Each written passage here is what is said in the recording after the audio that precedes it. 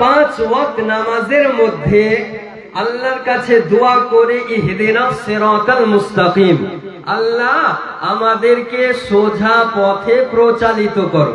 পড়েন না? সূরা ফাতিহা পড়েন নামাজে, পড়তে হয় তো নাকি?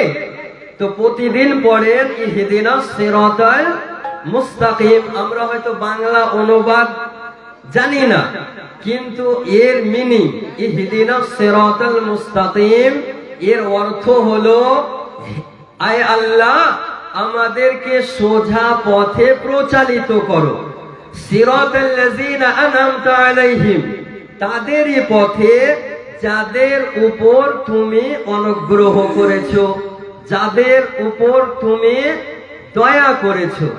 এখন আমি চিন্তায় চিন্তিত, আর এই কোরআনের আয়াতে পরিষ্কার ভাবে বোঝা যায় না যে আল্লাহ কার উপর অনুগ্রহ করেছেন, কার উপর দয়া করেছেন। তো আপনাদের একটু আমি গভীর মনোযোগ চাইব যে আল্লাহ কার উপর অনুগ্রহ করেছেন, কার উপর দয়া করেছেন, একটু বিস্তারিত বলতে চাই। ইসলাম জগতের প্রথম খলিফা হযরত আবু বকর সিদ্দিক রাদিয়াল্লাহু তাআলা আনহুর পথ হলো সঠিক পথ। হযরত ইসলাম জগতের দ্বিতীয় খলিফা উমরে ফারুকের পথ হলো সঠিক পথ। ইসলাম জগতের দ্বিতীয় খলিফা হযরত উসমান গনি রাদিয়াল্লাহু তাআলা আনহুর পথ হলো সঠিক পথ। ইসলাম জগতের চতুর্থ খলিফা হযরত শেরে খোদা মুশকিলে কুশা হায়দারে কাররার ফাতিহে খাইবার সাহিবে জুলফিকার হযরত আলীর পথ হলো সঠিক পথ। ইমামে হাসান ও হুসাইনের পথ হলো সঠিক পথ। সাহাবায়ে কেরামদের পথ হলো সঠিক পথ। তাবেঈনদের পথ হলো সঠিক পথ। ইমামে আজমের পথ হলো সঠিক পথ। ইমামে শাফির পথ হলো সঠিক পথ। ইমামে হাম্বলের পথ হলো সঠিক পথ। ইমামে মালিকের পথ হলো সঠিক পথ। ইমামে বুখারীর পথ হলো সঠিক পথ। ইমামে মুসলিমের পথ হলো সঠিক পথ। ইমামে তিরমিজির পথ হলো সঠিক পথ। ইমামে নাসাইর পথ হলো সঠিক পথ। আমার খাজা গরিবের আওয়াজ জামাতের পথ হলো সঠিক পথ। জোরে হবে না?